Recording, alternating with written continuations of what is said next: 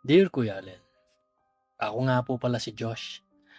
At ito ang istorya ng kauna-unahan kong karanasan sa kapwa ko lalaki. Nang maging teenager na ako, nakaramdam na rin ako ng paghanga sa babae, lalo na sa magagandang babae. Subalit may kakaiba din akong nararamdaman na paghanga sa kapwa ko lalaki na hindi ko maintindihan kung bakit. Marami naman akong barkadang lalaki at walang bahid na kalambutan ng aking pagkatao sa pananalita man o sa kilos.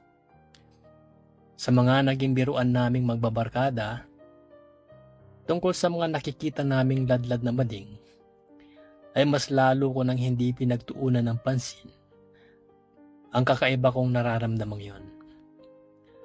Ayaw kong maging tampulan ng tukso kung sakaling mauwi nga sa pagiging tunay na mading ang aking nararamdaman.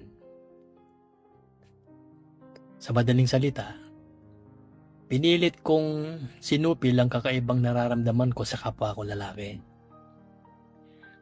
Okay naman ang itsura ko, at dahil dito ay naging malakas din ang loob ko na manligaw ng natitipuhan kong babae.